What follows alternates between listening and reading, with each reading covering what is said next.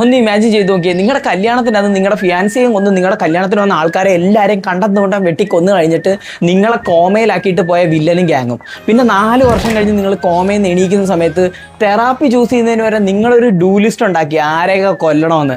എന്നിട്ടങ്ങോട്ട് ഇറങ്ങി തിരിക്കുന്നു വിത്ത് മഞ്ഞയായിട്ടുള്ള ഒരു കോസ്റ്റ്യൂം, ഒരു ഫേമസ് ഷൂ, നിസ്ക ടൈഗർ. ഈ സിനിമ കാരണമാണ് ഈ ഷൂ ഇത്രയും ഫേമസ് ആയത്. ഇപ്പോഴത്തെ ലാലേട്ടനൊക്കെ ഇട്ടിട്ടൊരു ഫോട്ടോ കണ്ടിട്ടുണ്ടായിരുന്നില്ലേ, അത്.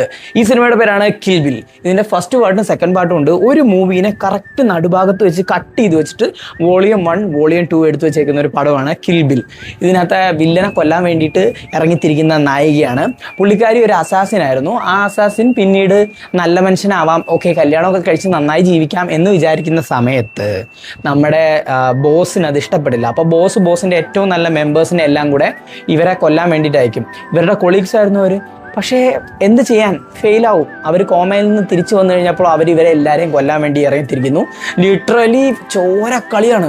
ഇതിനകത്ത് സാമുറായിയുടെ വാള് വെച്ചിട്ടുള്ള ഒരു സീനൊക്കെ ഉണ്ട്. എൻ്റെ അപ്പം അങ്ങനെ ചോരക്കളിയൊക്കെ ഇഷ്ടമുള്ള ആൾക്കാരാണ് എന്നുണ്ടെങ്കിൽ എൻ്റെ ഫസ്റ്റ് പാർട്ടും സെക്കൻഡ് പാർട്ടും പോയി ഇതിന് കണ്ടു നോക്കുക. ഇന്നേ വരെ നിങ്ങൾ കണ്ടിട്ടില്ല എന്നുണ്ടെങ്കിൽ നിങ്ങൾക്കൊരു കീടിലെ എക്സ്പീരിയൻസ് ആയിരിക്കും ഈ പടം. ആൻഡ് ക്ലൈമാക്സിൽ ഒരു കീടിലെ ട്വിസ്റ്റും ഉണ്ട്.